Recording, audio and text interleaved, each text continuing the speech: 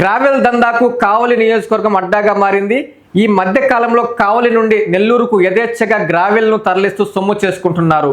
రాత్రి పగలు తేడా లేకుండా ఇష్టారాజ్యంగా గ్రావెల్ మాఫియా తరలిస్తున్న సంబంధిత వ్యవస్థలు మూగబోయి చూస్తున్నాయి.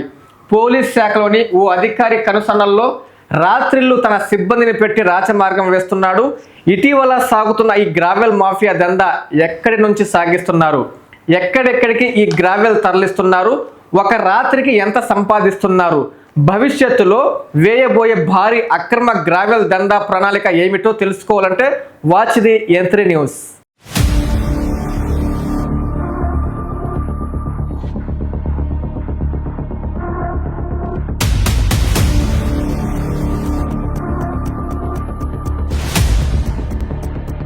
గ్రావెల్ దందా అంటేనే కావలి నియోజకవర్గం అడ్డాగా మారింది.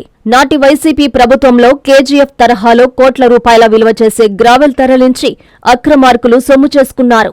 నాడు టీడీపీ, బీజేపీ, జనసేన వామపక్ష పార్టీలు, ప్రజా సంఘాలు గ్రావెల్ అక్రమాలపై గొంతెత్తాయి. కానీ కూటమి పాలన వచ్చాక మొదట్లో కాస్త నిజాయితీ ప్రదర్శించినా రాను రాను కూటమి పాలనలోనూ ఇదే తంతు కొనసాగుతోంది.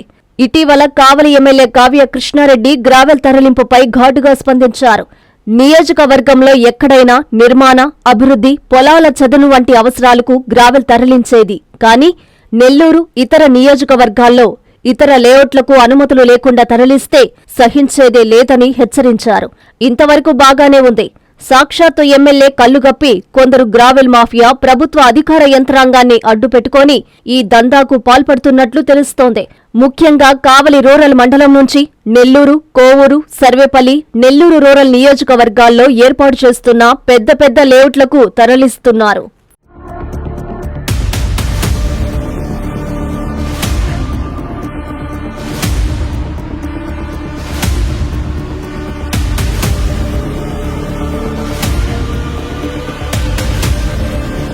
కావలి మండలం రుద్రకోట, చెన్నాయిపాలెం, ఆనెమడుగు, సర్వాయిపాలెం, ఆర్సీపాలెం, సిరిపురం, బోగోలు మండలం తిప్ప నుంచి నెల్లూరుకు యథేచ్ఛగా గ్రావెల్, మట్టిని వందల ఎకరాల రియల్ ఎస్టేటు ప్లాట్లకు, ఇటుక బట్టీలకు తరలిస్తున్నారు. వీరిపై ఎవరూ చర్యలు తీసుకోవడం లేదు. సంబంధిత నీటిపారుదల, రెవెన్యూ, మైనింగ్ శాఖలు సైలెంట్ అయ్యాయి. రాత్రిళ్లు వాహనాలను నెల్లూరు వరకు ఎవరూ ఆపకుండా పోలీసు శాఖలోని ఓ అధికారి అన్నీ తానై చక్కబెడుతున్నారు. ప్రస్తుతం పలు చెరువుల వర్కులు జరుగుతున్నాయి. దీంతో ఇదే అదునుగా గ్రావెల్ తరలిస్తున్నారు. 12 టైర్ల భారీ టిప్పర్ వాహనాలతో తరలిస్తున్నారు. ఆనెమడుగు చెరువులో నుంచే ఒక రాత్రికి 40 టిప్పర్లు తరలిస్తున్నట్లు సమాచారం. నెల్లూరులో ఇటుక బట్టీలకు ఒక్కొక్క టిప్పర్ మట్టి 20,000 రూపాయలకు అమ్ముకుంటున్నారు.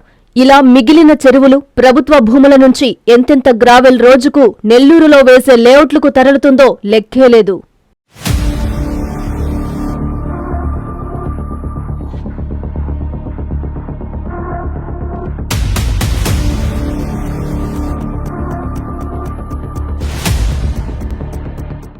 కావలి నియోజకవర్గం కేంద్రంగా నెల్లూరు, ఇతర నియోజకవర్గాలకు తరలించడంలో వైసీపీ హయాంలో అక్కడ చక్రం తిప్పినవారే కావడం గమనార్హం.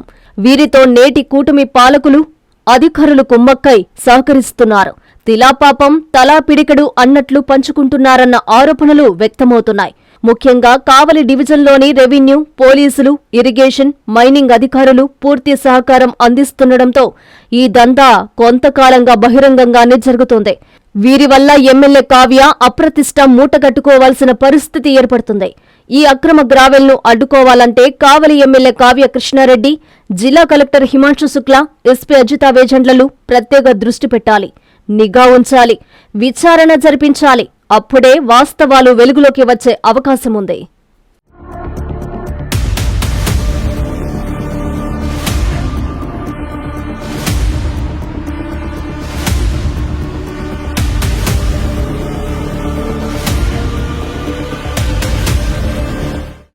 Nellore Narayana medical academy 2026 NEET ఫలితాల్లో ప్రతి ఇద్దరిలో ఒకరిని మెడికోగా తీర్చిదిద్దిన ఘనత కేవలం నెల్లూరు నారాయణ మెడికల్ అకాడమీదే.